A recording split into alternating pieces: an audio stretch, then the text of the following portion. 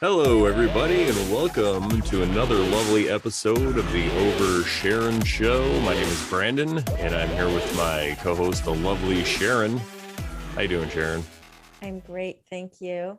I That's just great. finished making my bread Oh, must be nice. earlier. So good. Yeah, you get Happy like whole May. grains shipped in from orphans' tears or whatever. It's like you have like free range, grass-fed grain that you get. Well, okay, interestingly enough, I got the grain from this place called Azure Standard. That's their website. And I got an email yesterday, I think it was, that their headquarters burnt down. What? Yeah, it was really freaking weird. I heard that with grain, it's easy to fires like in silos and stuff. They have to be Well, very it it careful. it's it was just their headquarters location, and it who knows what it affected. Like I don't know the details, but they said everything else, like no one was hurt, and all the other locations are fine. It was just this particular headquarter location, but and only if a few of their products would be allegedly affected, whatever that means. But grain isn't the only thing they sell. They sell all kinds of other stuff. Oh, okay. So My cat's just freaking out right organic products and health foods and stuff like that. now. Oh, okay, cool. Well, anyway, we're doing a show here. I forgot totally. No, Oh we're over yeah. Sharon in the beginning. Oops. Yeah, no. So Sharon makes her own bread. It's delicious. I'm trying to bribe her into Convince sending me. me some. And yeah, but anyway, Sharon's got the quote. So and it's not about bread. It's not.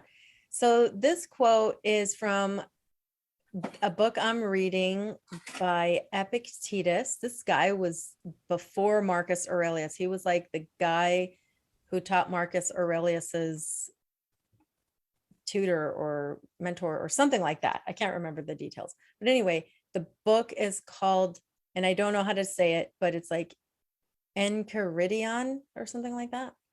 So anyway, I came across this quote. I thought it was really interesting, but it might be a little hard to comprehend. So the quote is very short, but I'm going to once I read the quote, I'll read the explanation that's in the, what do you call it? What's the little thing like when you have a little superscript and then you click on that and then it shows you the footnotes. Thank you. I was gonna say hand notes. Damn it. Oh, stop. So I'll read the footnotes so it's hopefully a little bit more clear, but okay. So the quote is, as a mark is not set up for the purpose of missing the aim, so neither does the nature of evil exist in the world. Now, in the footnotes, it says, this passage is explained in the commentary of Simplicius, and Schweighauser agrees with the explanation, which is the following. Nothing in the world / universe can exist or be done / happen, which in its proper sense, in itself and in its nature is bad. For everything is and is done by the wisdom and the will of God and for the purpose which he intended. But to miss a mark is to fail in an intention. And as a man does not set up a mark or does not form a purpose for the purpose of missing the mark or the purpose, so it is absurd or inconsistent to say that God has a purpose or design and that he purposed or designed anything which in itself and in its nature is bad. I thought that was quite interesting. Very interesting. Yeah. I just when you sent that quote to me, I really thought it was super interesting, even just the first part, because it's so simple. It's so simple that you'll miss it, really. Like they're just saying, Yeah. it's like, why would somebody set up a mark that they're planning on missing? Right. Unless they're trying to deceive or something, like, yeah. Right. And then if God is good and he's all good, then he wasn't trying to deceive. Yeah. And it reminds me of what we're gonna get into with the whole later on. I might talk about Tolkien again. Spoiler alert. But As usual. it reminds me, yeah, I'm dropping cards. It reminds me of just the way that the god in that realm, the Allfather Iluvatar, he even the discord that was going on, he was still kind of pleased by it. And it's not in a way like he wasn't like a psychopath. It was just part of his plan. Like there was this discord that was set up so people would have a challenge. Basically, it's kind of how I see it, but it wasn't anything with bad intent. Yeah. But anyway, I don't want to get ahead of us, so I'm going to pull a card, even though, and this card is this is from the first deck that I ever bought. It's a travel deck, and tiny. Yeah, and I'm pretty excited because I just refound it again. It was with some books that I had. All right. Ooh, here we go. This is a really good card for this episode. Now, this is the Hanged Man. The Hanged Man. Wow. So it's a guy upside down, as you could see, and his legs are in a cross position, and his hands are behind his back. And now a lot of cards will show his hands where you could see him, so they're not bound and tied. So it kind of looks like he put himself in that position. The cats are going crazy right now. It's just hilarious. They have a lot to overshare also. So it really, though, to me, kind of represents looking at things from a different angle, just looking at things. So a lot of these subjects we're going to be talking about on this podcast could be triggering for people maybe, or they might not agree with them. And we're just going to invite you to look at things from another point of view. Just hang yourself upside down and look at the world. Like my niece, who's 7, was over recently for Easter, and I forgot what she's doing all kinds of like gymnastics and stuff. But one thing, she was like hanging upside down and she was looking at everything. She's like, wow, everything looks so weird. And I remember when I was younger, I used to do that too. I used to lay on the couch with like my head upside down and just look at the whole world and try to imagine like the sky was the floor. I would do that even outside. I'd see the sky, be like, oh, that's the floor. And then the grass is like the ceiling, just to get a different perspective. And it always kind of, tripped me out, I guess you could say. Wait, man, I was tripped out. But that's interesting you say that, because I feel like I've done that before too, like when I was a kid, and even still as an adult. Like if I see something in a mirror or something upside down, I'm like, it looks weird. Like when you see your own house in the reflection of a mirror, you're like, but stuff is on the other side. It's not on that side. So it throws you for a loop. Talk about weird. So place I lived from about 2000 to 2010 was a duplex. So it was 2 houses that were just together, but each side was its own separate thing. And they were the mirror. What's that? It was mirrored. Yeah. And it was the mirrored image of it. So I used to live, when you walk in the side door, there was like the kitchen there, but to the left, there was stairs that kind of cut the middle of it. So I would just go up those stairs in my room to the left. And then my roommate, his dad had owned that. And then that one side, then the guy next door for sale sold it. So he ended up buying the other side. And then he got married and moved over there for a little while. And so I was over there one time, and I might have had a drink or something. I can't remember, but I was in there, and everything was just total opposite of my house. It was like really tripping me out. And I went up the stairs, and I'm like, my brain, it was like I was looking in the mirror, just like you said, it just didn't want to accept it. I'm like, this is so freaking weird. It was really tripping me out. And I wasn't even like into weed or anything then. So I was totally probably sober. I didn't really drink a lot. So I was just thinking maybe I had a drink, but I don't know. It was just so really, buddy. That makes me think of like my house is, unfortunately it's in a cookie cutter neighborhood. So I can pass by homes that are literally the mirror image of my house. And I just can't in my head even imagine what they are on the other side. It's just like, what? It's bizarre.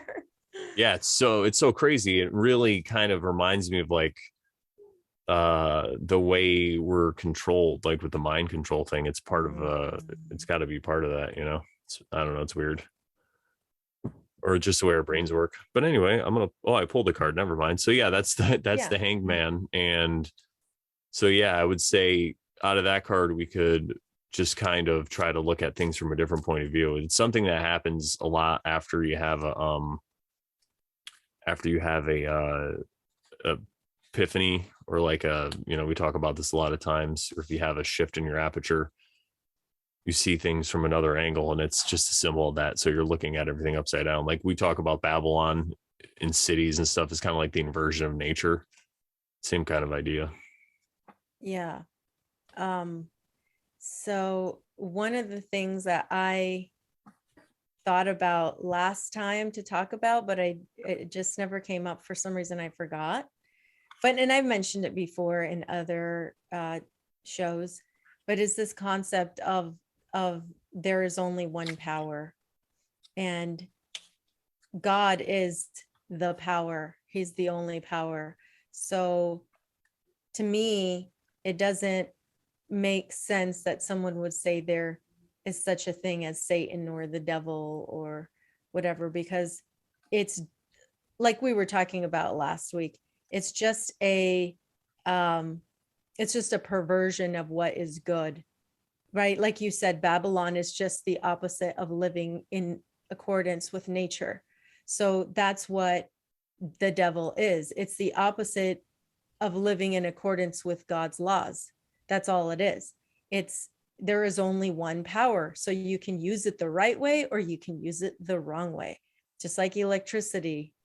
Bill Donahue always said, you put the power, the electricity in the hands of an electrician, you get lights and things turn on. He's like, you put it in my hands, he's like, I'll burn the place down.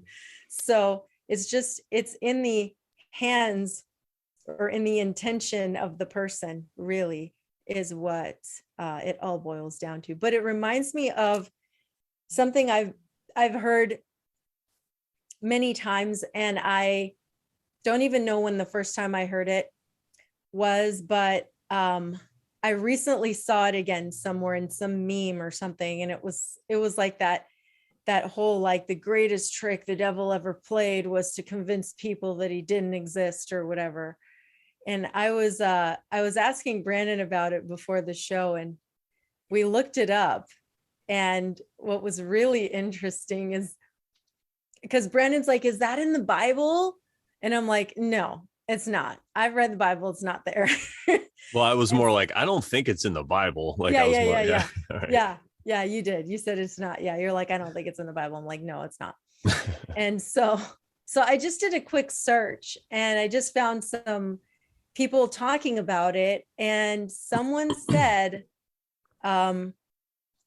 it's a quote from the movie The Usual Suspects in reference to Kaiser Soze. That is all. It is totally untrue that the character of the devil exists in all or majority of religions. There isn't even consistency within the Abrahamic faiths. I thought that was just really funny that it came from a movie. Made me think of the Mandelu. Yeah. How'd you take it out of my Bible? How dare you? All right. Yeah. But yeah. Yeah, I think it has more to do with atheism. I was saying this before the show. I think that quote, or what it's the meaning, the gist behind it, it's more like people were convinced that there's no consequences to their actions, basically, something like that, Yeah. So you could just go out and do whatever the heck you want. But what do I know? We're just oversharing.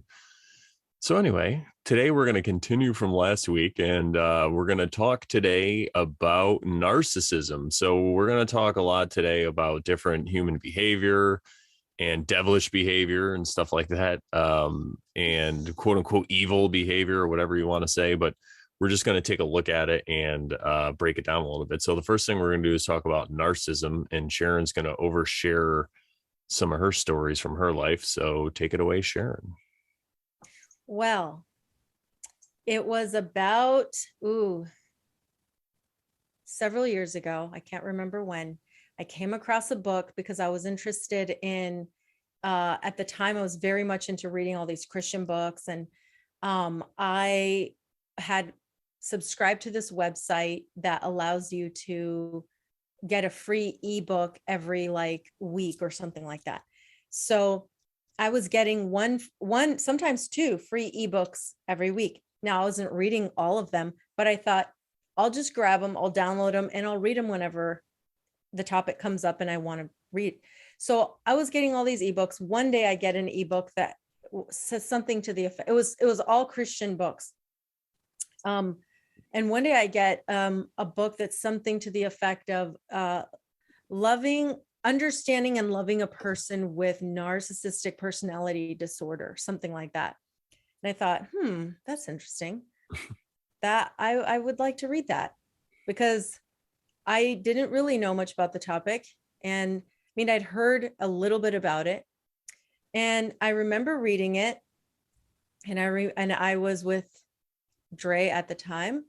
And I remember thinking, that sounds very, very similar to what I'm experiencing, like with him. And just some of the traits were very, very reminiscent of what I had been experiencing. But because of course it was a Christian book, and it was also kind of like, you still have to be compassionate, and you know, because it was about understanding and loving a person with, right? So I kind of just was like, well, I just need to be more caring. I just need to be more, I'm not saying that's what the book said. I'm just saying that I just took it from that perspective, and I just ended up forgetting about the book. But interestingly enough, I had forgotten about this. Some years prior to that, I had read a book called Boundaries. And I remember, because I would tell Dre about what I was reading or whatever, because I was being an open book, you know? So I told him I was reading this book called Boundaries, and he didn't like it. He did not like that I was reading a book called Boundaries. And then every once in a while he'd make a comment like, oh, yeah, is that what you learned from your book Boundaries? Or like, oh, ever since you read that book Boundaries, blah, blah, blah. And I'm like, whoa, you really don't like that I'm kind of protecting myself from being hurt, you know? He didn't like that. So anyway, I'd forgotten about I had read that prior to this, understanding people with NPD, narcissistic personality disorder. So, but again, didn't really do anything about it. Fast forward to October of 2020, and a friend that I used to go to church with was checking up on me and asking me how I was doing and how was Dre doing. And I just felt like being honest with her, because she was she seemed like a really sweet lady, and she and her husband were always kind with me. And so with me and Dre, they liked us. But she's like, have you ever read that book? She's like, have you ever read anything or looked into anything about narcissism? And I was like, funny you say that. I read a book and at that time, I think it had been a good year and a half that I'd read that book, like coming up on the 2-year mark that I had read the book. So I was like, I think that I need to look back into this. So I opened the book and I read the first, because I still had it on my Kindle or whatever. And I read the first couple of pages again, several pages, I can't remember. And I was like, whoa. And now that I think about it, this is what triggered me to end, or just to walk away from Dre, because I was like, you know what? I read that and I was like, you know what? I need to tell him. I just need to tell him. Not that I need to tell him that he is one, or because I'm not making claims, but he definitely does exhibit some of these characteristics. And I either need to tell him so he can help himself, or I just need to be done with things, right? So I used that to that was my impetus, I should say, to do that. And it's what really triggered me in the end to finally just be like, it's done. Like, I can't do anything else. And so one of the last day that he and I were the last day he and I interacted in person was a Saturday, I believe. And he had just changed the oil in my car, which was very kind. He was always doing stuff like that for me. And I did appreciate that. But he wanted to be done. And I think he was just like, I'm done, leave now. But I wasn't going to leave because I was going to tell him stuff, So he was like in the garage, like toying around with his little motorcycle that he had, this little Grom that he played with, and took to the like, what are the little go-kart racing places so he could play around with it. But anyway, he was trying to like take it apart and do some stuff. And I know he wanted me to leave, but I was like, I'm not leaving. So I sat down on one of the little things in his garage. And then I started just trying to have a little bit of conversation with him so I could bring the topic up.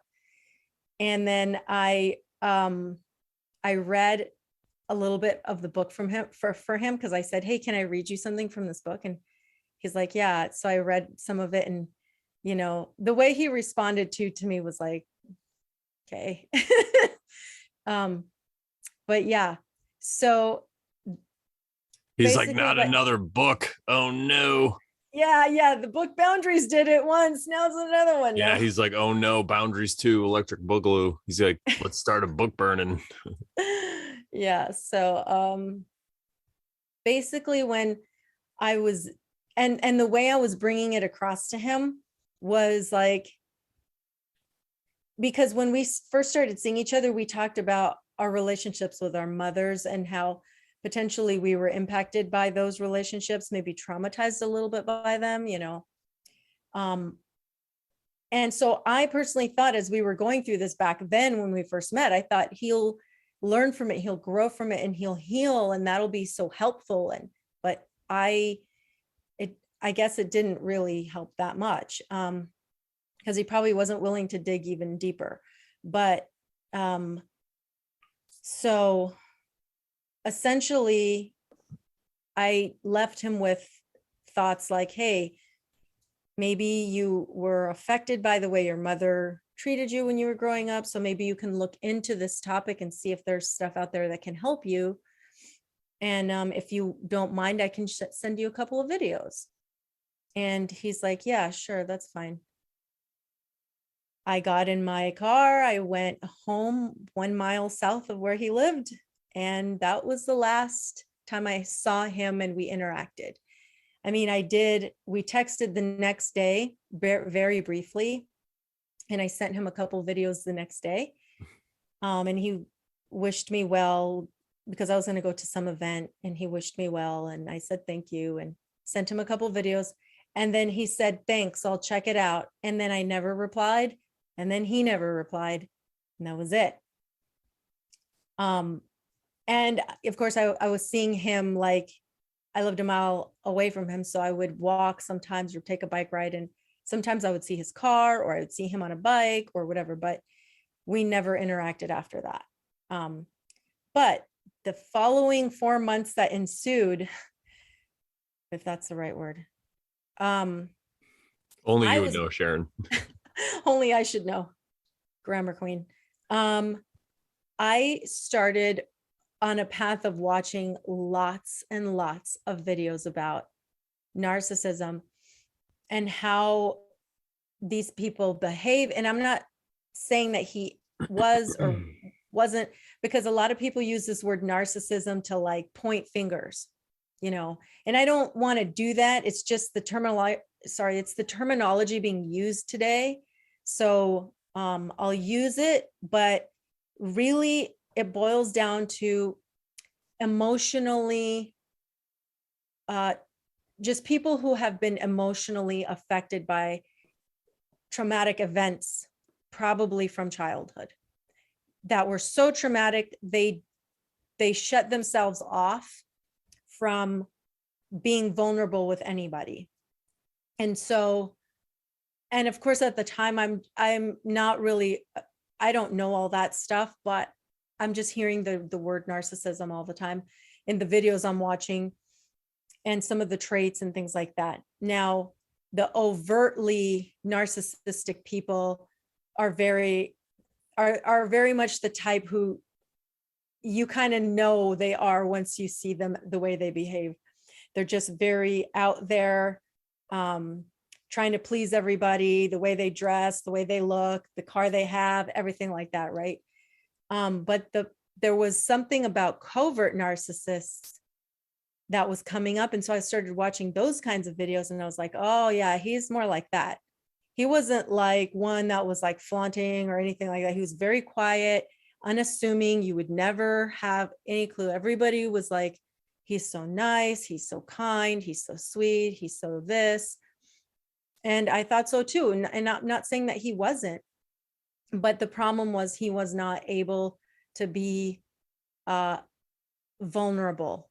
And so he would make excuses for why he did certain things, or he wouldn't talk about it at all. He wouldn't bring it up. So I feel like I experienced a lot of that type of behavior, and there's more, but the moment I'm just blanking out on just specific details, but I did experience that kind of behavior, whether you want to call it narcissism or just emotionally abused people behavior. Yeah, it reminds me of, well, myself, but also one of my friends, a couple of my friends, but there's this book, I think it's anyway, it's about the nice guy syndrome. I think if you put that up, it'll come. Okay. And basically it talks about same kind of thing. People, because of abuse or because when they're children, a lot of guys learn to hide their needs. And because they feel like if they're needy, then they're not going to get the attention that they want. It's like an opposite. You know, some people act really needy to get attention. These people, they don't want to be a bother to other people. So they hide their needs, and then they go about trying to help everyone else and fix everything else. And they bottle up a lot of stuff. So that's what would happen to me a lot. Like, you know, things would happen and I would just let it go. And then I got to a point where I would just blow up on people. And I have a friend that it does that. And again, you know, no judgments here, but it's just it's a way for me to see how my behavior was. And I get it because a lot of people don't. They're like, oh, he's such a nice guy, you know, and then he just like freaks out every once in a while, like what's going on. And I realized from my own case that one of the things that really helped me was setting boundaries. You know, I set boundaries with people this way. It's like a warning. And then also what goes along with that is, you know, not taking anything personally, and you try to work on all that stuff and you let things go. But there's a point where, you know, you set boundaries and sometimes you have to keep those boundaries. So if somebody continually crosses that boundary, then it's okay, I think, to let them have it, or whatever you want to do, take some kind of corrective measures. Stance or measures. Yeah, that's the word I was looking for. And my point of view really on the whole thing is that,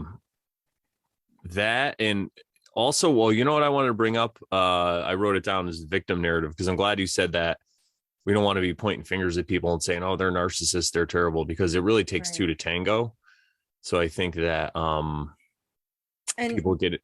What's that? May I interject a little bit? That what you said makes me think, especially this book that you read, it makes me think of how people like to, like, just with everything, just with like nutrition and health and wellness and sickness, and people like to make a bucket and say, oh, he has that and he and she has that. And when it's all just dis-ease, right? This is just a dis-ease of the emotional well-being of someone. So some people are like, no, he's a narcissist. And some people are like, no, he's a nice guy syndrome. Oh no, he's this, he's that, right? It's just a factor of trauma and of trauma in childhood potentially. And we all go through it in some manner. So we can't blame. It's not about the blame game. It's just about healing from whatever you went through. So, and boundaries are huge. Like you were saying, boundaries was something that they talked about in all those videos I was watching. But anyway, I'm sorry to interject. No, that was great. And I think that, no, that's really important. And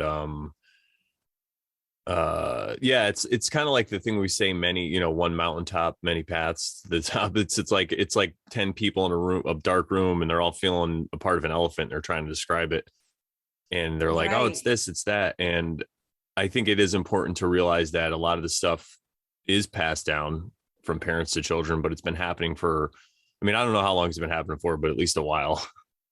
It's hard to make claims on the past these days, but I Right. And think, like it could also be, like you said, passed down from like past lives as well as epigenetically.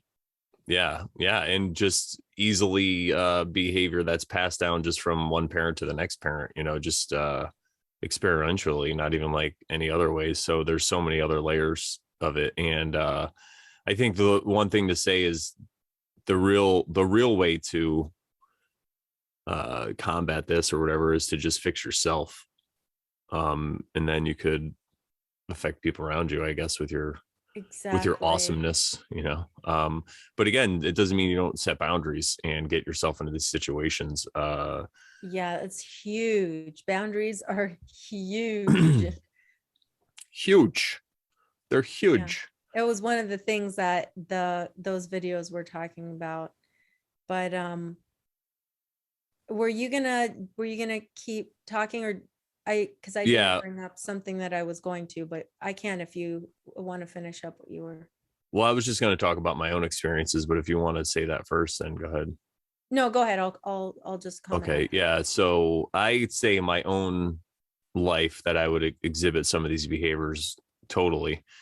And um, I think because I was hurt in the past and I went through a bunch of stuff that I just didn't want to get close to anybody at some level. I mean, it's like so many layers of different things that were going on. But in this specific case, or in this specific view, I could see this as one of them. And so I would just be a real, like, try to help everybody, be a nice guy, and do the same kind of thing. Just hide my needs and just say they weren't really important. Everyone else is important. And then after a while, I would just get really frustrated with things and then just blow up about it. And that's how, I don't know, that's kind of how I got things done. I would just like blow up about something, then it would just get fixed, and then, but not really. It was like a temporary fix, and then just to the next time I was about to blow up. So I do see this. It does sound really familiar what you're saying. Like, so experientially, I've lived this, so I could say from my point of view. And then when I had my whole shift on the world, I realized what was going on, and this is one of the things that later on I ran into, and it really kind of blew my mind, because you think about all the stuff that happens to you when you're growing up. And somebody like me, I'm really independent. Well, I try to be. And I'm like an introvert kind of, so I would always just be like, I don't need this person, or I don't need that person. It's fuck them, whatever, and just write them off. And or I'm not really one to hold a grudge though, so I wouldn't do it in a way like, if somebody pissed me off, I wouldn't be like fuck them. Like, I would, if I got really mad, like 5 minutes later, I'd be fine. But say if somebody cut me off, or somebody, if I was talking to a living female, I mean, a living woman, sorry. Oh my God. If I was talking to a woman and Terrible. she ghosted me, or something happened and she didn't want to talk or whatever, I would just be like, whatever, fuck them. So yeah, I just kind of like turned it off. But yeah. Yeah, what you're talking about makes me think of, because you were able to grow and find yourself in a place where you're like, I don't want to do this anymore. And I know the work is hard, but I have to help myself, and or whatever, right? But while I was watching a bunch of those narcissist videos about how to like be aware of what it looks like so you don't get into that space again, right? A lot of them were saying, if not all of them, were saying the narcissist will never change. Like, they just will not. Now, there was a guy named Ross Rosenberg. He wrote a book called The Human Magnet Syndrome. And he was saying that the codependent and the narcissist are like a magnet with each other. And that's why in the end, there's a lot of relationships that are like that. And they come together and they're just magnetized to one another, because the one of them is looking for the attention and the other one is also looking for the attention, but in a different way. And so it's like they feed off each other. And since the narcissist will give some and then pull it back and then give up some again and pull it back and give some again, pull it back. And then the codependent is like, oh, well, am I doing something wrong? How can I get that back, that the attention you were giving me? And, so it's always like that. And so what's interesting though, is that this guy, Ross Rosenberg, he didn't like the word codependent. He had another name for it, which I don't remember. But it was more useful for like people it was like someone who was deprived of I forgot what the word was, but anyway, he was saying that, or a lot of other people were saying that the codependent actually has the ability to want to make the change because they see the behavior and it's like the movie Gaslight, which I never watched, but that was where the word gaslight came from. Like the terminology to gaslight somebody was from that movie, which I never saw. But essentially this man keeps dimming the lights with the gaslight, but is telling his wife that they're on full blast. And she's like, but I swear they're like dimmed. And he's like, no, you're crazy. So he was intentionally, well, in the movie, right, intentionally doing that to make her go crazy. And so allegedly, this is what these narcissists do to people to keep them in a state of always being there so that they don't run away. So, but some people, which are allegedly the codependents, are able to like at some point wake up from this and say, I need out, I need to help myself, I need to figure this out. And then they heal themselves so that they don't attract that. And they're not magnetized to those narcissistic people, allegedly, right? So what I find interesting is that you were able to get yourself out. So I would think that you were more maybe the codependent, but what do you think? I think that nothing is impossible. And I think that it does happen, because when it happened to me, I was single, really. And I've been single for I was single for a long time before I had that relationship. And then I got into it. And then not that I wasn't, I guess I said I was in love. I guess I could say I was in love, but I just also wanted to be free. Like I didn't want to be attached to one person. I just wanted to have fun, I guess, or whatever it was. And so I think I was more of the role of the narcissist. And I think that if you're going to flip over, sometimes you have to go hardcore into it and then figure it out. And I think that's what I did, because a lot of people, well, not a lot of people, but some people that are, like Ram Dass, for example, he was Richard Alpert, and used to be a Harvard professor who was, the psychologist, like top guy in his field and all this stuff. And then it just wasn't enough for him anymore. So I think it does happen to some people. And I think it's a little more common now. I don't know if it has to do with the sky clock or just the way this whole world works, the internet and all this information that's out there. I think people come across these ideas and it could make sense to them. I just think that it's probably futile if you're in this position to try to change a narcissist. That's probably why they were saying that, because they didn't want people to go around and be like, oh, I can help this person, it's Woke fine, rape a narcissist. What's that? Woke raping a narcissist. Yeah, that was one thing they always said: never tell a narcissist that they are a narcissist, because they will turn it against you. They'll turn it around, because they're very astute and very good at knowing how to protect themselves and and like shield themselves from stuff, and they just push it all on you, on someone else.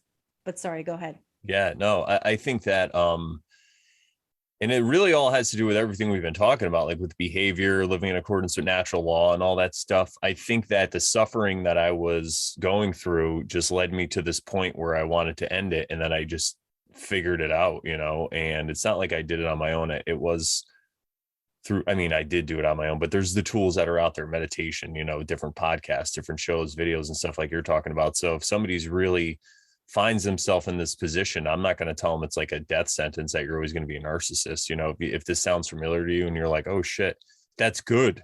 That's a good step. That means that Right. there's part of you that figures it out. And then it's just a slow process. I mean, it doesn't always have to be slow, but for me, like I didn't figure all that out right away. This was years of looking at different stuff and just having to be honest with myself and look at my own behavior. So I guess I'm just a rare exception. I'm just special. But I You think go ahead. I was going to say, I think anybody can do it. It's just, it's hard to admit you're wrong. That's really the thing. It's like I was wrong That's the hardest part. about my whole life. And I'm such a stubborn person sometimes because I feel that, you know, it has a lot to do with when I looked into like personality typing and I figured out that I was an INTP allegedly. And this is something that's highly grabbled too. I just think I found a source that wasn't that grabbled. Joseph is his name. You could go find him on YouTube, and his videos all used to be free. I think there's a bunch of free stuff now, but he There's has still this a whole bunch like of free stuff. Yeah, there's that still has a like bunch of this free stuff. academy now. It's pretty cool. It's good though. Good for him that he's crushing. He started out like doing videos in his car. It was nuts. But I found that what would happen to people like me is I tend to be sometimes the smartest one in the room a lot of times, or you know, sometimes I'm very intelligent, I guess I could say. And uh once I realized that after so many experiences being right and seeing so many other people wrong, that I just have this tendency where I can automatically discount things right away and what people are saying and doing. So it was easy for me to just discount what people are saying about it and, oh no, they must be wrong because this is how I feel. How can it be wrong? You know? And I just had to come to this conclusion that I was wrong and admit it and go from there. But yeah, it was one of the hardest things. And then something else I wanted to bring up about what you were saying. I'll think of it when you're talking. I can't remember now. That's all right. Yeah, so it's okay. So there was this other guy named, I mean, he's still around. His name is Sam Vaknin. I think he's Israeli. But I think he lives in Russia or something. It's weird. I could never, I didn't dig enough to figure out where he was from or blah, blah, blah. But somebody I think said he was Israeli. He has an accent, a different kind of accent. And I guess he is an authoritative figure on narcissism, and he invented a lot of the terminology that they use, that these, I guess, psychoanalysts or whatever you would call them, I don't even know what to call them, would use to describe the personality traits and things like that and so forth. Because he himself identifies as a narcissist. He knows that he is, and he explains to you how he thinks and how things work, and how when he treats you in a certain way, how it's not real, because it's coming from a false self that has been created around the whole like self. And what's interesting is that, I mean, he knows that he is, and he doesn't want to do the work to not be what he is. And he admits it. It's really, really strange. Yeah, that is pretty crazy. Well, he's Yeah. famous now, kind of. He's like internet famous. Yeah. And so I guess, he has his little fame or whatever, because he gets to go to conferences and talk about it. And, when he talks, he says things that are like, they're funny because they're just so surprising. Surprising things are what make people laugh, really. So he says things that are, you're just like, really, that's how it works. And you laugh, but he's being serious. I mean, he's really telling you how he thinks and what's going on in there, you know? It's insane. There was something else I wanted to say to you too, and I forgot what it was, but anyway. That's all right. You could just say it in the chat later when this premieres. Hi, chat. How's everybody doing in the chat? Thank you guys so much call. Yeah. Thank you guys for being here. We love our Thursday night. I was going to say jam sessions. I guess it's kind of like instead of jamming with instruments, we're jamming with our ideas. You know, we're like, swords. Yeah, exactly. We're fencing. And then the next thing I was going to talk jamming. What's that? Fence jamming. Are you jamming my fence up? Yeah, with the raspberry jam. That's a Spaceballs joke. They jammed us the raspberry. I figured you wouldn't get it. People in the chat get it though. It's cool. Yeah. So we were going to talk about psychopathic behavior next, and I think that goes along a lot with narcissism and just the different descriptions of it. I think that it's probably a spectrum if you think about it, of like the behaviors and which behaviors are more in line with certain characteristic traits and stuff like that. And so, you know, maybe the psychopathic behavior is even like on a further extreme. Yeah, I think there's probably a bunch of different ways you could break it down, but I think at the end of the day, we're all just trying to put a label on something so we can talk about it. Whereas if we just did it telepathically. See, we did that one telepathically. I knew where you were going. Exactly. But I think that in my journeys and my travels in my life, I definitely displayed some psychopathic behavior, I guess you could say. And it all had to do with this mindset that I had. And I was able to just kind of, like I was saying before, shut things off or kind of go cold and just not worry about it. Just like, and I guess I was just repressing it or suppressing it, just pushing it down or whatever I was doing. But I was just like, whatever. Because again, I come at everything very logically, and I'm not by nature, my emotions work a little differently, I guess you could say, than some other people. And again, I'm not trying to be like the special boy here or whatever. It's just the personality type. So I'm not the only one. There's other people that are like this. And we all know people express their emotions in different ways. I just see the world differently.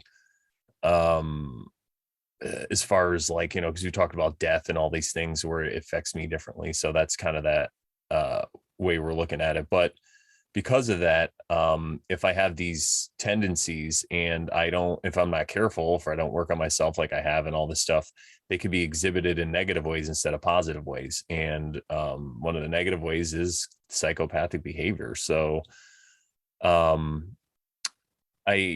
think that, what was I going to talk about? So the way that I guess the way I was with women and stuff like that, you could say that because I didn't really care about anybody else. It's not like I wasn't malicious or I wasn't out there like, you know, raping people or anything, but I didn't look at the long-term effects and the long-term repercussions of my actions. I was just worried about getting that fix or having that sex or whatever it was. And it was just like a day by day thing. I didn't really care about, you know, I'm like, how many people can I have sex with today? And, you know, stuff like that. So, but one thing I did want to talk about, which is funny, is when I was younger, because I think when you're younger, you're still you have these tendencies and you're not quite sure what to do with it. So it's not like there's a kid who's a psychopath or anything, but everybody has a different experience. And I had some weird thoughts. And I remember when I was younger, I was watching a TV show with my cousin, and I don't remember exactly what happened. I think somebody killed somebody on the show or something, or hiding a body. And I think we were talking about like, if you killed somebody, and she was like, you could just throw them in the trash can, like in a dumpster. No one would even know. Like, all this TV shit's fake. Nobody really cares that much. Like, it's not that hard to actually kill somebody. So when I was, ever since then, like I would imagine ways to kind of like, where I could kill somebody, and not like I just wanted to go kill someone to kill them, but like if someone is really pissing me off, or Well, actually, that came a little later. This was just like I was wondering, like, how can you get away with it? It was like a riddle. I'm like, oh, I wonder how you could kill somebody. Like I heard you could kill somebody with an icicle, and then there's no murder weapon. You know, all these crazy things. Oh my And I remember later when I was young, probably like 14 or so, because I was working at a grocery store and I really hated my boss. And I was like, how can I set up, like, not that I was really going to do it, but I used to like fantasize about having a sniper rifle and being like a building away and just like shooting them. And like, how can I get away with it? How can I run and like hide the weapon? Where can I throw it? What's my alibi going to be? And all these crazy things. So I would definitely make a great writer of, you know, of a movie or something, because I have all these things that I'm always thinking about. And I remember also, wow, this is funny. I used to read Dean Koontz. This was later. I used to read a lot, and I would read Dean Koontz sometimes. And this is probably when I was in my early 20s. And he was talking about how a murderer makes, you know, the FBI or whatever says a murder. I don't know these numbers exactly, but they're like, a murderer makes like at least 200 mistakes. Like even a really careful murderer makes at least 200 mistakes. And somebody who can figure out even half of those is like a genius or something like that. You know, like it's really hard to. So I would always, not always, I would sometimes try to think of these scenarios where I could get away with stuff like that. I would think about that a lot though, like different things I can get away with and how I would do it and stuff. So I could see how the behavior starts from a really young age. And if you're not careful, I could see how maybe certain circumstances can lend you in a, or put you in a spot where then you'll like, I've been fantasizing about this stuff. Now it's time to do it. Like, how are we going to rob a bank and get away with it? You know, how are we going to do this? And so, makes some, me go ahead. go ahead. I was going to say, it makes me think of video games like snipers and Yeah. And this is before video, like when I was having these thoughts, video games were like Mario Brothers. It wasn't anything crazy. And then right. later, you know, later you get like GoldenEye, like I was playing 007 GoldenEye and all these shooter games in the Marines and stuff. And I used to love that. Like I used to love Halo. And it's just all these bang, bang, shoot 'em up games, because I was really into strategy too. But I also found like when I was killing people, you get this rage squirt going on. You know, we've talked about this before. And I used to play Halo at my friend's house, or no, actually at our house. It was the same house I was talking about, the crazy backwards, whatever. And I'd have like my roommate was there and a couple other people, and we'd be playing against other people online. And it really got to like, you know, kill these fucking people. And you're just like in that rage squirt zone. So yeah, I could see how somebody could easily fall down this path. That's why I try not to be super judgmental, because we never know what drove somebody to where they're at. You know, again, I'm going to defend myself if some psychopath tries to come, whatever. But what I'm saying is I still can have empathy for that person, like we've talked about before, or I could still try to figure it out and see what's going on, instead of just allowing his violence to then create violence inside me, you know, because some people get addicted to that stuff. You know, some people like kill somebody and they're like excited by it. So, or just a rage squirt. Yeah. So. And if a person doesn't want to acknowledge their issues and make a change, that's another thing that I've said before. But before I even knew anything about these topics of narcissism and whatnot, I would sometimes, because I did notice that he couldn't be vulnerable with me, so I would tell him like, what's going on? Like, why can't you be vulnerable with me? Like, why can't you just tell me what's going on? We can talk about it. And he didn't want to. And somehow I would bring up the topic of like, but you can change, like you can change, like you can get better, or you can do this, or something to that effect. And he would say, it's too hard. Not going to do it. He told me that was like one of the last things he told me, like 2 or 3 days prior to us like going no contact. He basically told me, I'm not going to do it. It's too hard. Yeah, there's so many contributing factors, because like I think I had to get over my low self-esteem first, because then I realized that I was worth it, you know, because before people say it's too hard, I don't want to do the work, they because they probably don't think that they're worth it, or they don't think they're going to make anything of themselves, or they just have this view of themselves where they're a piece of shit. They're always going to be a piece of shit. This is just how it is. Right. And I think me realizing that I was going around having sex with women was because this is like one of the first realizations I had. It's because I there wasn't enough. So I was trying to fill this hole, you know, like I had a hole in my soul and I was trying to fill it with all these random vaginas or whatever.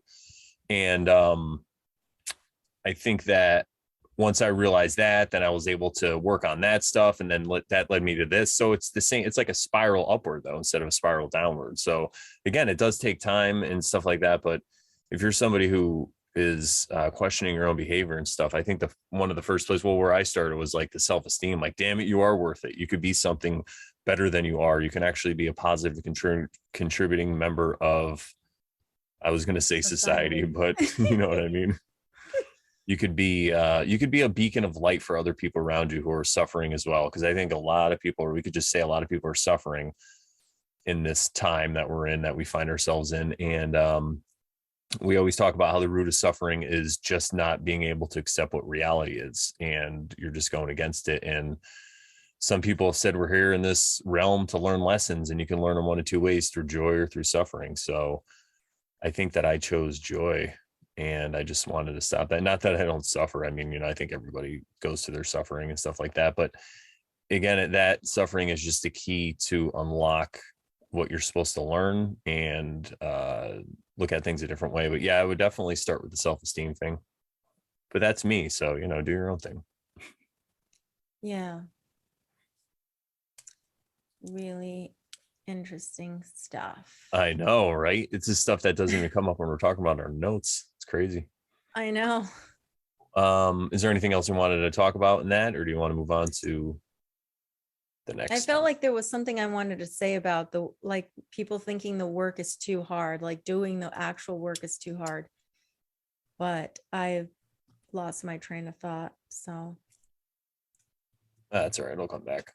It'll come back around. So we're going to talk about dementia and Alzheimer's and stuff like that. And something that Owen Benjamin has said, it was probably a while ago, but it really stuck with me. And it was about about people who get dementia and Alzheimer's and whatever that is. He said that he thinks or could it be that they're liars? I can see my cat shadow. Could it be that because they're liars, or this is something that might happen to liars? And I'm not saying that everybody who has dementia or Alzheimer's was a liar, because I think there's other contributing factors for sure. But this could be maybe one way to look at it, right? And the whole premise of it is because people who are lying all the time, they have to use all their brain power to remember all the lies and to keep all the deception going. And they always have to like second guess what they're going to say to who. And I know this too, because when I was dating my last girlfriend, in the beginning, I wasn't being like the most faithful person. And so I remember I'd always have to like remember what I was going to say, you know, and like what I was going to do. And it's funny because nothing ever really worked out, you know, even though I was trying to be unfaithful, never really amounted to anything. So I ended up not being a cheater by default, kind of. But what was I saying? You have to keep up with your lie. You have to figure out. So you have to keep the lie up and everything. I just went back to that for a second. I flashed back, and it really is like it's actually kind of terrifying at some point, because you're in front of people and you have to kind of prop up this whole narrative. And especially if they're suspicious of you, it gets even worse, because then the lies get deeper. So I think after a while, somebody's going through their life and they're like this all the time, they're always lying, I could see how that would stress out your brain a lot. And it would just after a while, you probably start to believe your own lies in some cases, and then you don't know what's true and what's false. And then before you know it, reality just is slipping away from you, you know?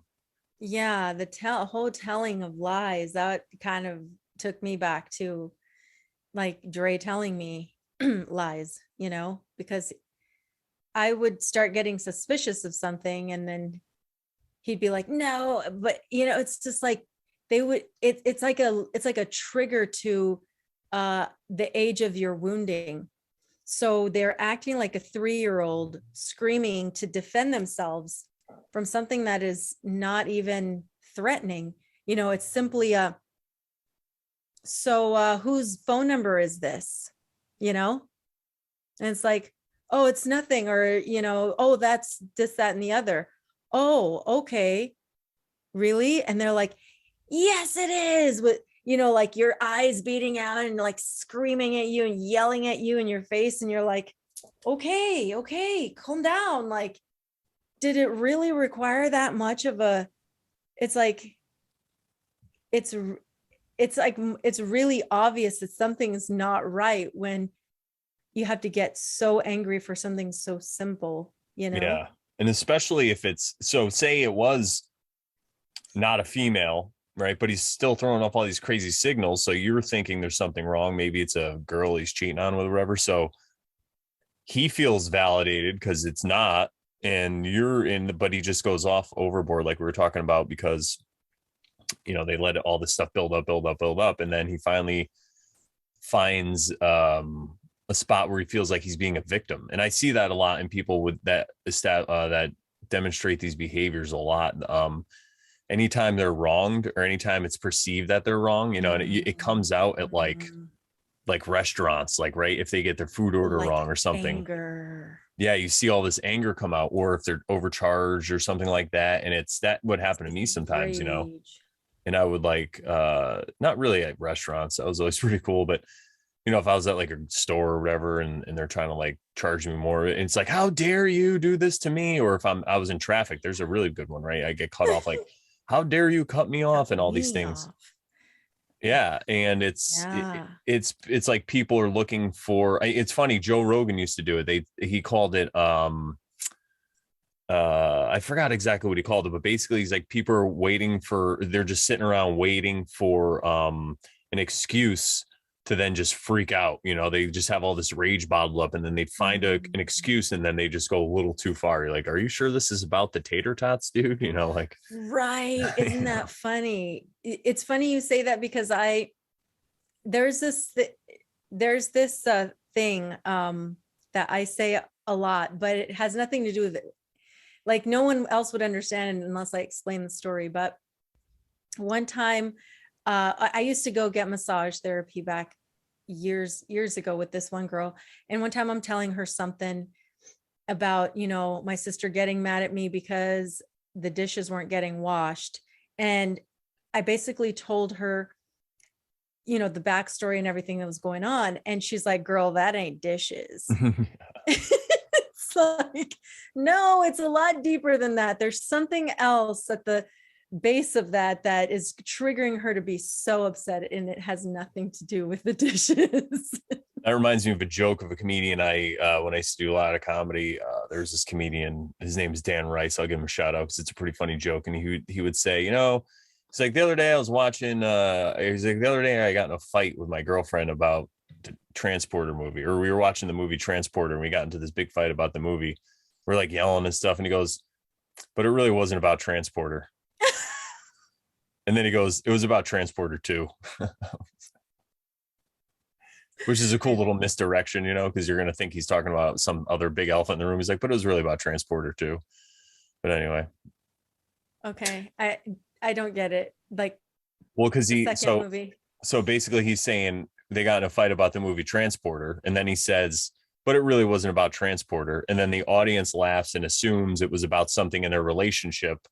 But then he breaks it even sillier, and he goes, no, it was about, we were fighting about Transporter 2, like the movie, the sequel. Yeah, it's silly. Yeah. Silly. Well, that's cool, because we're going to be talking about Philly solipsism next. Oh, Jesus. Solipsism. Isn't this a topic that I feel like Mark Passio talks about this, right? Okay. Yeah, Mark Passio talked. That's how I was introduced to this concept of solipsism. And the reason I wanted to talk about it here is because I feel like it relates to everything we just talked about. I feel like it's an umbrella term to cover the point of view of people, right? So you could say it's like a religion or something, but I think solipsism is really more a point of view of how one sees the world. And I feel everybody under this umbrella, psychopaths, narcissists, all this stuff, to some degree or another, they are a solipsist. And what solipsism really, the essence of it, what it means is that you believe you're the center of the universe. And I mean, even simpler than that, it basically just means that you don't really think your actions have any effects in the world, and that you could just do everything. But it's not like out of a malicious way. You're kind of just viewing the world. And I've talked about this before. It's easy to see why everyone does it, because when you're born, everything that happens to you is only from your point of view. Mm-hmm. So after a while, you get to kind of feel like everything's about you, and why didn't I get this and that, that. And so it's a structure that's actually set up exactly opposite of the golden rule, even though you don't really see it. And you could be a nice person and you could still love your neighbor, but at the end of the day, you're putting yourself before everybody else, and it's not in a way, wrong kind of way. Yeah, in the wrong kind of way, in a selfish. I could. It's funny because all these terms that we know, all these words, I'm just laughing at, but right. You're doing it from a point of view that's not love. It's coming from a place of fear and scarcity. So you're feeling like there's not enough food to go around. And maybe that's what happened when you were younger. Maybe you guys didn't have enough food and everybody just had what they had to eat, and you had to measure it out and make sure, like, why did he get more than me and stuff like that. So, but when you could turn it around and you're living more by the golden rule, I feel like there's no scarcity or fear, and you're just taking care of people because you know that God will take care of you. It's just a cycle. Just in the other way, just like solipsism is a negative cycle of that same thing. Yeah. And we don't want to seem like we're because there's this positive concept of self first, whereas in you take care of yourself, you heal yourself, you become you heal yourself so that you can help others, not so it's in a selfless kind of way, versus the selfish person who's a solipsist is doing it for no benefit of anyone else but for their own benefit. Yeah. And another way you can even break it down, this popped into my head when you were saying that, is self-care is more you're taking care of yourself in a spiritual way, and selfishness is more taking care of yourself in a materialistic way. So you're making sure materialistically you're ahead of the game, whereas selflessness, you're just making sure that spiritually you're taking care of yourself, and that will allow you then to take care of people in the physical, in the material realm. Right. And we've also talked about how, like, when you're on a plane and they tell you to put your, if oxygen mask falls, put it on yourself first, before you help a kid. Yeah. Ashley always says that too. On the Tarot Bowl podcast, she always says that. She's like, it's like when the oxygen masks fall from the plane, they always tell you to put it on yourself first before you put it on, help a small child or woman. No. That's self-care. Yeah. Yeah. Yeah. Because if you're not right, then how are you going to help other people? Right. As the great Lauryn Hill said, how you going to win if you ain't right within? How you going to win if you ain't right within? How you going to win if you ain't right within? Come again. Dun, dun, dun. Sorry. I don't know that song. Maybe I do, but I just Doo-wop by Lauryn Hill. Girls, you gotta watch out. Okay. Some guys. You know what I love about that are song? Only all about. That's all I know, really. All about that thing. But when you listen to the song, we're singing again. Yeah. Keep going. And a cool thing about that song is if you listen to it, she actually says, guys, you better watch out. So she starts off first by criticizing the woman because she is a woman, and I think that's important. And then the next verse, she criticizes the men, and she's not saying it's all women or all men. She's just like, who they are. For those. Yeah. Yeah. So some of them. Thank you, Lauryn Hill. I actually heard that song today while I was taking a shower. I had some Fuji's going and that came on. I'm like, yeah. Bum, bum, bum. I don't even remember the song. When you started saying some guys, I was like, oh, I remember the lyric part of it, but I didn't really know the song very well. As usual. Yeah. You grew up, there was no Fuji's under a rock. It's cool though. We get it. They had their own rock to be under. Yeah. So stuff like this in solipsism, another key to that is like if you're objectifying people, you're using them as objects, and this is what I was doing in my life. And it started, like we said, it starts to bring you down some dark roads. So it is this whole, the path to hell is paved with good intentions kind of thing, because you think you're still a good person and you're helping people and you're always there and you're doing stuff and you're helping people move. But then, you know, you're engaging in this other secret behavior or whatever it is. Sometimes it's not so secret, but it's this other way that you have. So there's like two of you, right? You have like the split personality where you're this nice guy who helps people move, but then on the other end, you're like doing whatever, you know? Yeah. Yeah.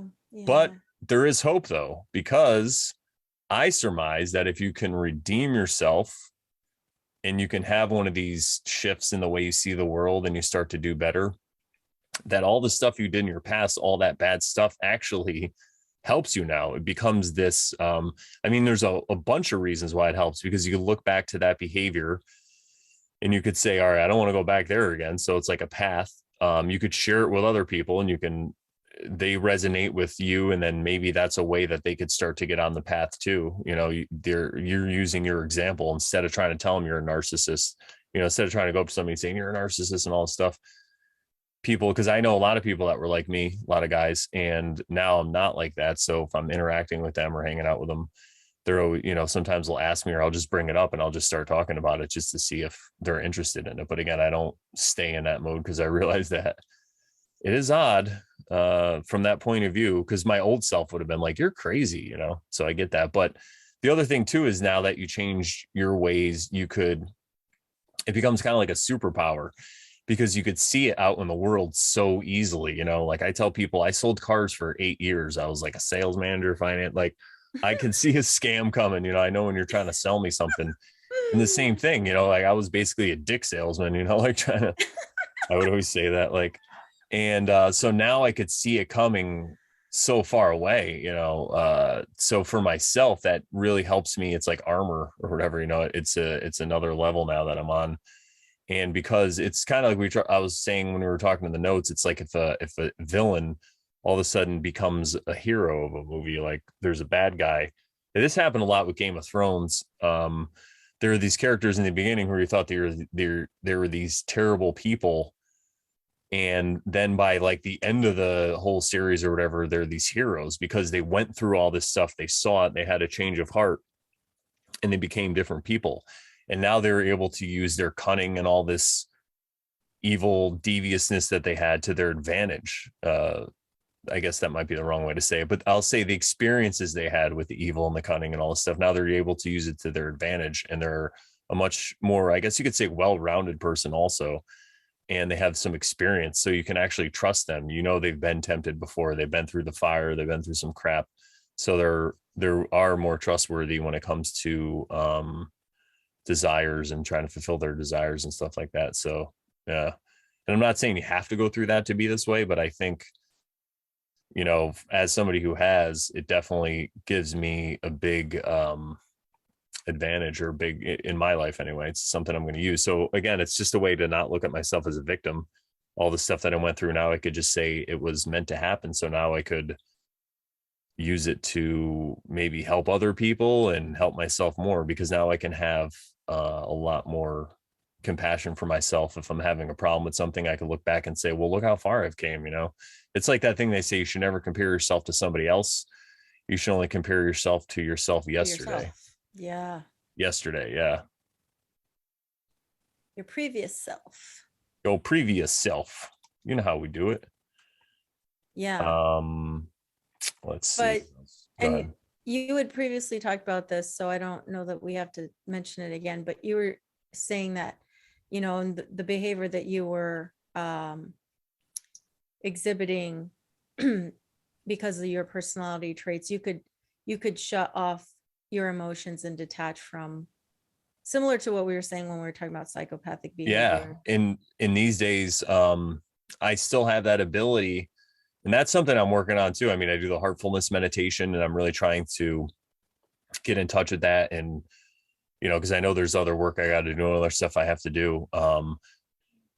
But the fact that I can do that really helps me think of like an emergency situation. If something happens, like if I'm with a bunch of people and say a car jumps, we're walking and a car jumps the sidewalk and like 3 people get hit and one person's just like dead, right? And the other person's hurt and needs help.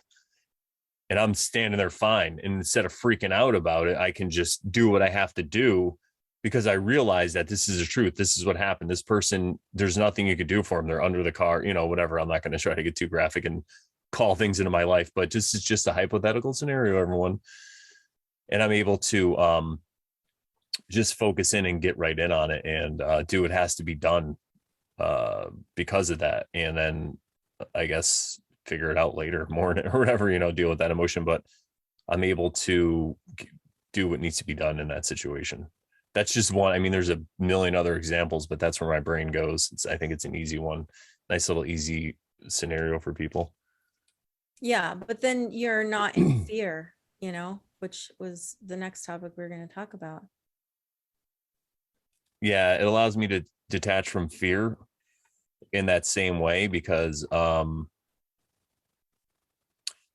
to think how we can bridge this together, but it was basically fear anyway. So if like somebody left me or something like that, and or if I wasn't going to get my own way in a situation, I would just kind of block it out. So same thing, if fear starts to come up, I can use that same kind of muscle, I guess you could say, that I exercised to kind of just shut that down, deal with, do what has to be done. But these days I'm really more about, just so people know, I'm really more about trying to feel my emotion when it comes up and let it just be okay with it, instead of doing anything else really to try to let it go. But in some situations, it doesn't always work out that way. So, and now that I think about it, it also helps me let emotions go a lot easier too now. Because I'm not, you don't attach to them so much. Yeah. I guess you could say it that way. I'm really not attached as much. If I'm conscious of it, if I'm not conscious, that's when the attachment comes in and I don't see it. But as soon as I see it as that, I could kind of get into it and start to let it go. Yeah. Yeah. Fear is definitely the key to all this. That's what we're going to talk about next. I feel that fear plays into this a lot because, like you said, people are afraid to do the work, and it really has a lot to do with their attachments, the way they see the world, the way they view themselves. Most people hate themselves, and it's funny because all those years of doing comedy, I did a lot of open mics, and I know a lot of comedians. And a lot of them would just talk about how they hate themselves. Like on stage, they would just talk about it. You know what I mean? Like, wow, that's so sad. I mean, you know what I mean? Yeah, they made it funny at least. Like they found a way to cope. It was like a coping mechanism. I could see how humor is definitely a beautiful thing. It brings joy to people and it's very healing, but it can also be a coping mechanism. Right. I think it's probably one of the best coping mechanisms that there is, though. Honestly, since laughter is the best medicine, and I'm using humor. Yeah, because you can still bring joy to other people. But there's several comedians that have killed, not that I really know, but comedians, that famous ones that killed themselves, like Robin Williams, for example, so it is something that, I don't think you should just let go, but yeah.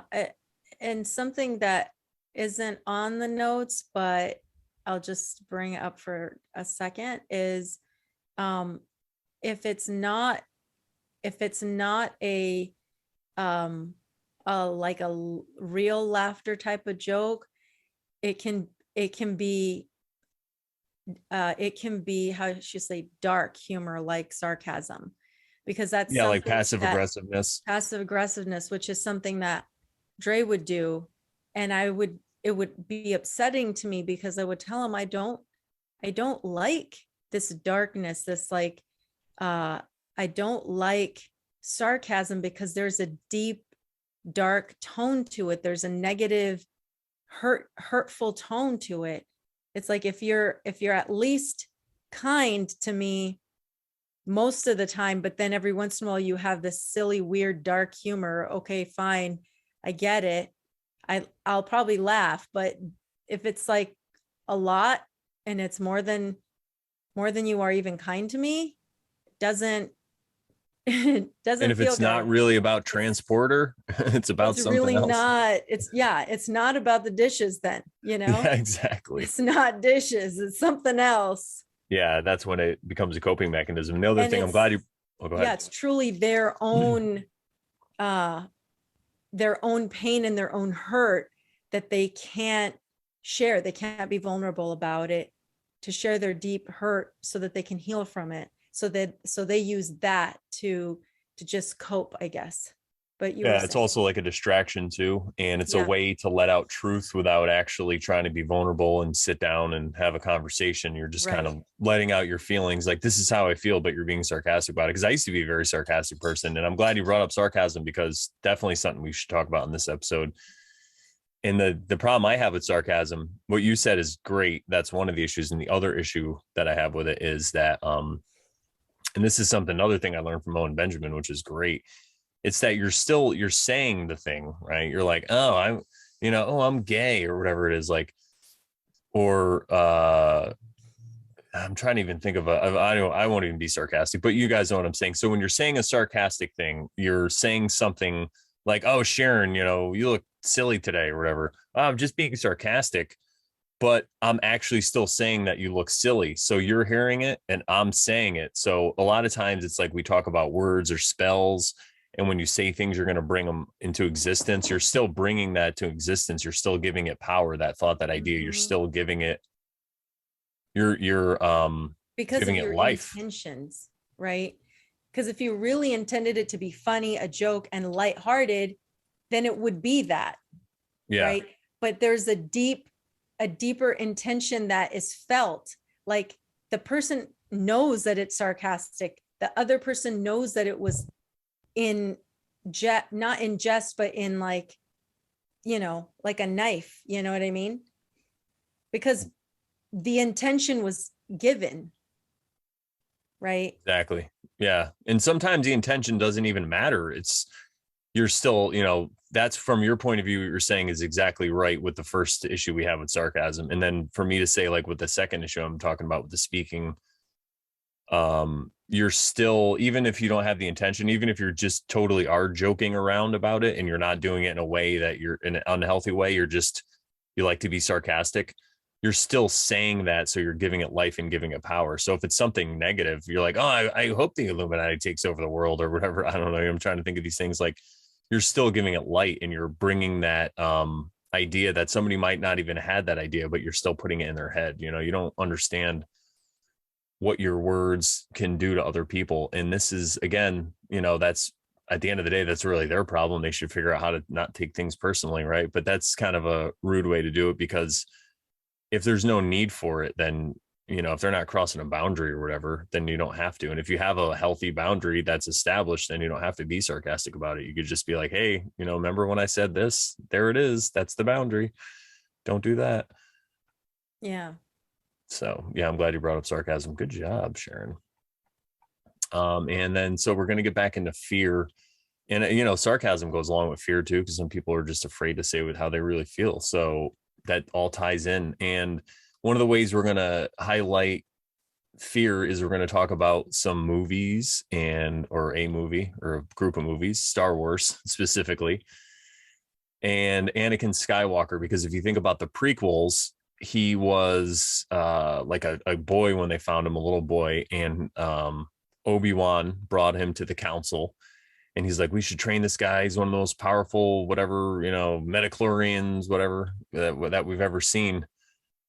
And the council, like Yoda and Mace Windu and all these people, Samuel L. Jackson, they didn't want to take him. They were afraid because he was too old. They're like, he's too old now. He already has like these attachments and stuff. And they only wanted to take people who were children, because then they could train them correctly. And it's funny because if you think about it, they didn't want anybody that was traumatized, right? Mm. They wanted them to grow up in this controlled environment where they like made sure everything was like up to snuff, and they weren't going to develop these unhealthy attachments, and they weren't going to become narcissists, right? So maybe they had something, maybe they had at least half of the problem. But I think the problem with the Jedi was, though, because if you remember, the whole problem starts because Anakin wants to get married to Padme. He's like in love with her. And then also his mother, too. He was very attached to his mother, who he had visions of because she was kidnapped and tortured and killed and all this stuff. Well, I guess he found her before she died, right before she died. And so the Jedi didn't want anyone to get married or have a family or have attachments because they were worried that their attachments would cloud them, and they were supposed to be like these monks, right? You're, as a Jedi, if you look at it, you're supposed to be this perfect being who has no attachments and no desires. That's the other word I was looking for. And I think that's why the Jedi failed, because they were too light. They were like the new age movement of their time, right? You know, they're just like, it's all peace and love, man, don't worry about it. And I think that's how, if you look at that movie, everybody thinks the Jedi were the good guys. And I really think, in my own personal view, even if they didn't mean to do this, but Luke Skywalker was really the hero of the movie of all three. Well, we're not going to talk about the latest movies. We'll just talk about the prequel and the original. So Luke Skywalker is this hero that he's emerged. And I think it's because he's somebody who embraces the dark and the light. He goes off his own instincts. If you think about the time when he was on Dagobah with Yoda, and he gets this premonition that his friends are in trouble, and he's like, I got to go help my friends. And Yoda's like, your training's not over with. You can't leave. You know, you got to stay here. And he doesn't listen to Yoda. He goes and does his own thing. He listens to his intuition, and it works out. At first, you don't think it works out, right? You know, Empire Strikes Back ends kind of on a bad note, which I like about that movie, because yeah, man, it's not always going to be great. You know, some shit's going to happen and you got to get through it. And he does. And if you look at Return of the Jedi, the end of that, everything worked out the way it was supposed to, because if he stayed with Yoda, it wouldn't happen. He wouldn't have had that confrontation with his dad, with Darth Vader and all this stuff. But to bring it back to Anakin and the Jedi and why they failed, I believe it is because they were just too light. They let this whole corruption happened to the Republic right under their noses. I mean, there was Jedi everywhere, and they were all in the capital city, and they were all surrounded by the guy who ended up becoming the Emperor. You know, they're all around him and stuff, and he was able to corrupt Anakin right in front of them, and they just didn't see these signs, or if they did see some of the signs, they didn't take any action on it. You know, they kind of just put it on the back burner. So I think that's why they failed. And I don't think that the Jedi were really the good guys in the movie. Not that they were bad guys, but I think that they were just a bad representation of what a good force should be, you know, like, and then Luke comes along and he's the one who kind of puts it all together, because he has both. He has this, you know, this innocent kind of upbringing, but he's still on Tatooine, which is like kind of a rough place. So it's not like it was perfect. And then later he has to make his own choices for the friends that he makes that are on his side. So he didn't really choose any side, but his friends that he knew were loyal to him, basically, you know, which is pretty cool. I like that. That makes me think of the false binary, or, you know, how you have the Jedi, and then you have, who are the other people? The Sith. Yeah. So then, the you know, it's like they tell you, oh, you know, some people might be like, oh, the Sith, we want to be the Sith. And no, we want to be the Jedi.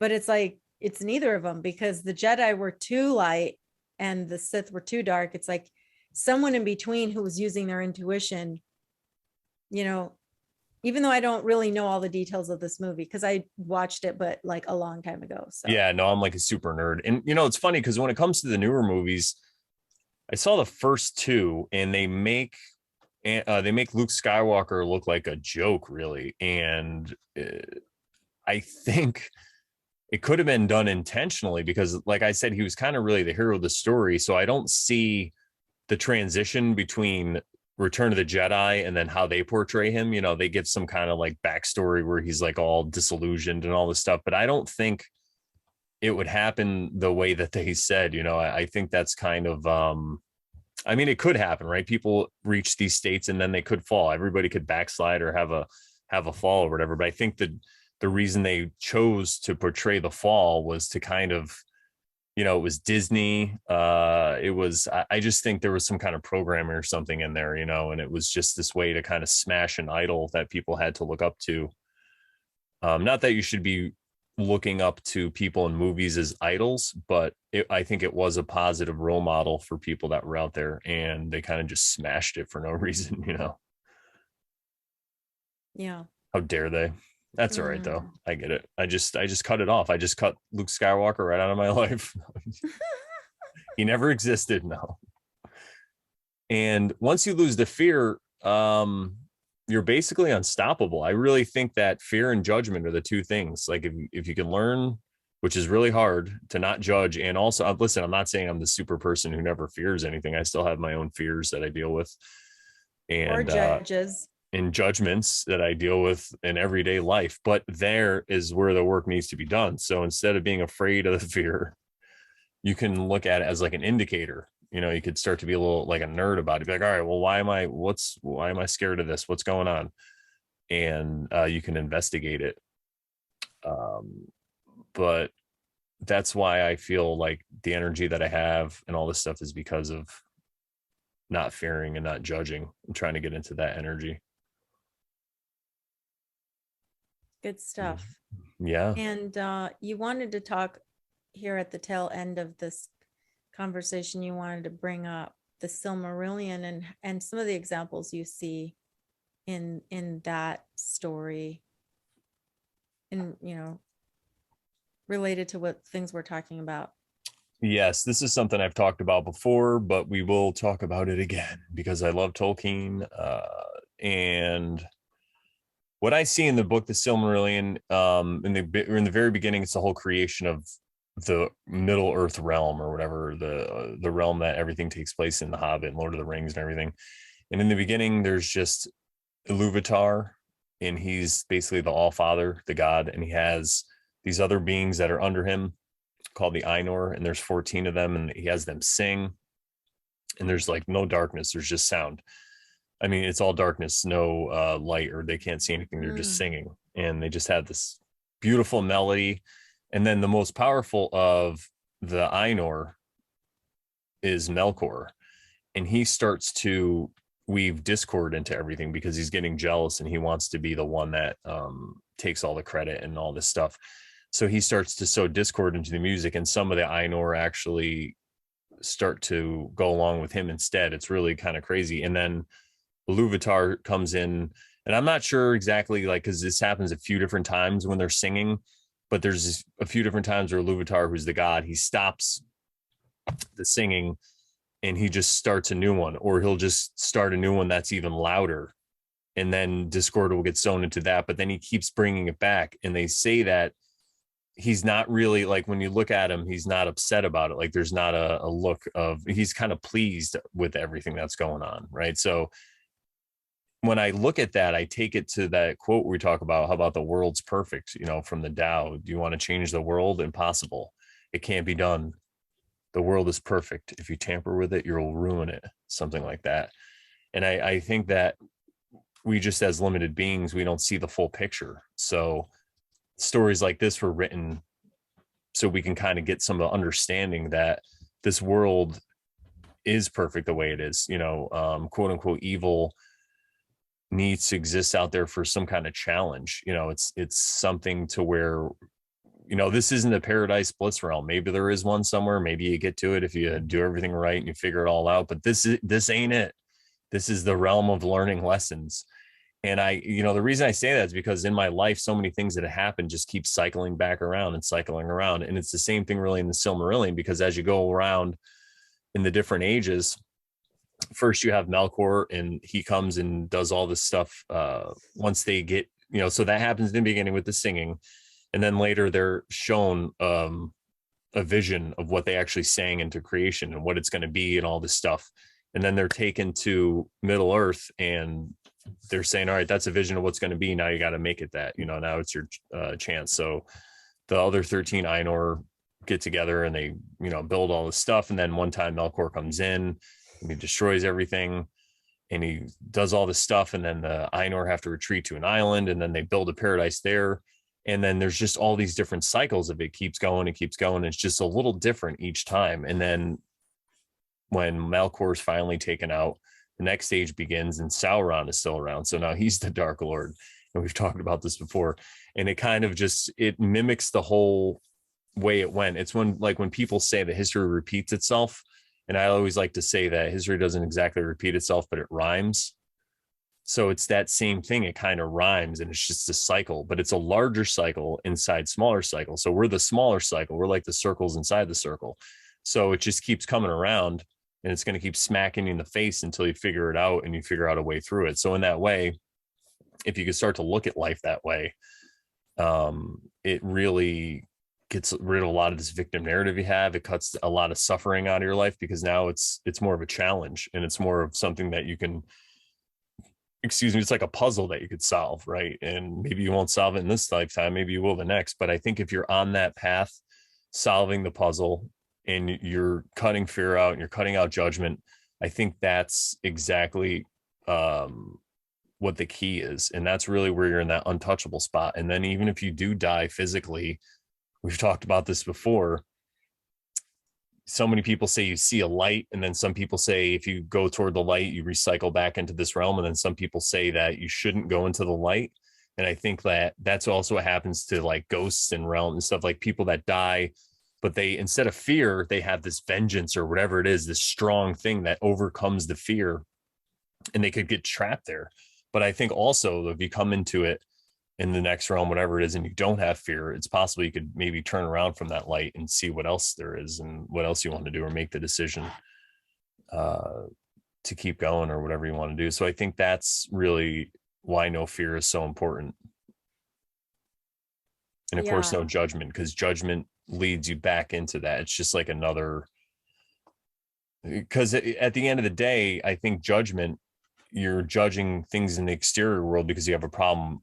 What's wrong with you, something on inside of you that you don't like, right? We're talking about this self-hatred. So you have this aspect of you that you don't love unconditionally, and you're going to see it out in the world, and you're just going to point at it. And that's really not getting you anywhere. It's kind of like you're wasting your time. Yeah. Kind of off topic, because I thought of something while you were talking. Now I can't remember what you said, but I was listening to something this past week. I can't remember what it was, because I'm listening to like so many things sometimes, and people will send me videos and stuff, and sometimes I'll watch them. Stuff that we do so we can overshare for you. I'm telling you, that's another thing really quick. If you guys would like to support us, we're not begging or asking for money. We love doing this for free, but if you feel like you like this and you'd like to support or give us a tip or something, you could do that at the website, morelawsmoreproblems.com. Click on the menu, go to the support, and you could go through PayPal, Zelle, Cash App, what's the other one? And Venmo. I don't know, a bunch of places. You could mail us money. I'll give you my address, whatever. Anyway, so I just wanted to say that we do work hard for you guys here at the Oversharing Show. But the best way to support us is just to come to the premieres and chat with us if you can, or just comment and share with people who you might think it's interesting. Again, don't try to woke rape people. Don't be like, see, I told you there was no devil. Watch this video. I mean, you could, I don't care. But yeah, that's really the way that we like. I love when we get comments. People are always sending us messages and leaving comments that are really awesome. And it does help. It's really inspiring, because you sit here and you're talking to a microphone for like an hour and a half or 2 hours, and you're like, I get it. Sharon gets it. Or, are other people getting it though? And to get the feedback that we've been getting is great. So thank you guys. Yeah. Thank you very much. I really appreciate all of the kind comments that we've been receiving. Yeah. And those who show up in the chat and chat with us. Yeah. It's great. I love it. Yeah. What were you going to say though? I don't want to derail you too much. So, and I don't know if this is relevant or anything at all, but it seemed like it was about to be relevant when you said something. So anyway, someone was mentioning how you and me, we have this perspective, this perception of the walls in this room are a certain distance away, and we're a certain size, so that distance is not a long time, and we live X many years. And so, living this moment right now is just a speck in those, 80, 100, whatever years that we live. But he's like, you think about a fly, the perspective of a fly, and allegedly they live, 24 to 48 hours, something like that. Do you think that fly thinks like we do? No, because for them, that 48 hours is a long time. That's their reality.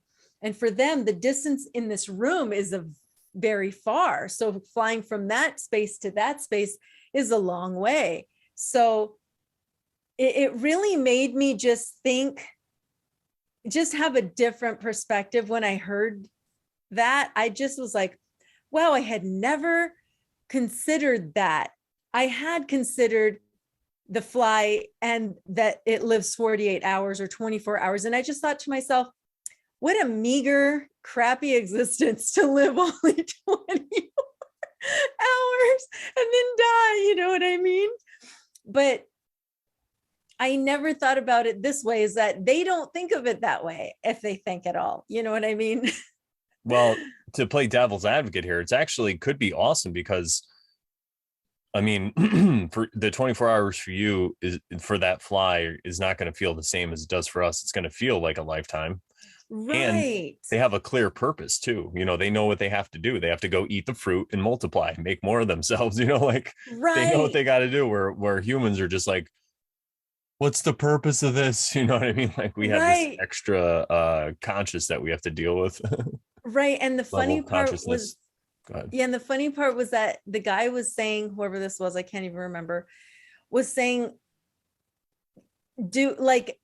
can you imagine, like, you're the fly and someone is trying to swat you, like, you're going to be much faster because your perception of time is different than that human who's trying to swat you with the fly swatter, which is a total sync, because this whole past weekend on Easter spent at my brother's, and because he kept going inside and out, because he has a smoker outside, and he had smoked some ribs, which were very delicious.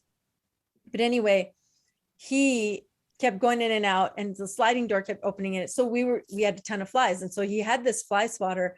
And it's funny because he had just bought it, and he's like, look, it's telescopic. And he like had this long arm, he's like, so it doesn't see you coming because it's far, you're further away from it or whatever. But, and then my sister told a story that she's like, you know what happened this past week when I was gone, because she had gone to some event. She's like, my son was like, Daddy, I see a worm. And then later on, he's like, I see another worm. And her husband was like, oh crap, maggots. Because she's like, that's why I always tell them, like, kill it as soon as you see it, like, because otherwise the maggots will multiply. And oh my gosh. Yeah, I used to be really good at getting flies when I was younger. I have really fast reflexes, but I also learned the key is to go ahead of them. You got to lead them a little bit. Okay. Yeah. So anyway, so like if there's a fly like on the on the desk next to you, instead of swatting the desk, you just go up. Not that you want to fly in your hands, but I'm not worried about germs, because that's a slur. Germ is a slur that they invented to attack the germs of World War I. Anyway, true. Yeah, no, that's cool. That I think that's from what our friend Joe sent us, and I think that was David R. Hawkins saying that. Oh, thank you for reminding me. I was wondering what. Yeah, thank you, Joe. Remember? Yes, thank you, Joe. So yes. Yeah, that was really cool perspective. Yeah, I really like that too. It kind of blew my mind in the same way it did for you. So that was really great thing. A little bit of gravy, and see, that's what we do. We sop up all this delicious gravy that's all over the realm, and a lot of people don't have that. They don't have the time to, and then we're able to distill it into this nice little package of the Over Sharon Show. So it's the tastiest gravy that you'll ever get because of that, because we distill it down. We tell you what we think is important. We add our own life experiences to it. So, it's real. And yeah, that's why I love the Over Sharon Show.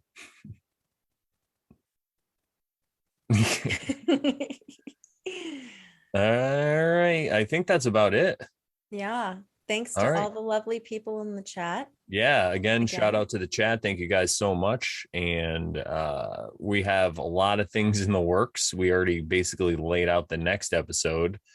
And maybe the So, next after that. and maybe And the maybe the next after next that. after that. Yeah, we have a bunch of stuff coming up for you. We're just going to give you a hint for the next episode is probably going to be episode 16, I would imagine. So 16 is the tower card in the tarot. So just keep that in mind, everybody.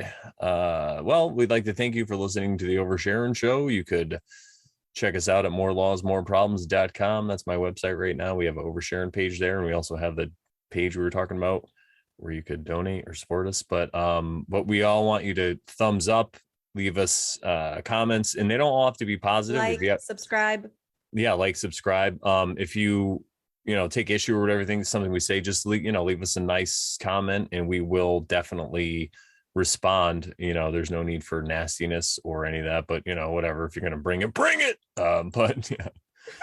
But yeah, if you have some other point of view that you want us to discuss or something that this made you think of, share it in the comments below, because we're always pulling ideas for shows for what people send us. I mean, was it last episode or 2 episodes ago we answered a bunch of questions? So yeah. All right, Sharon, what do we say to good people?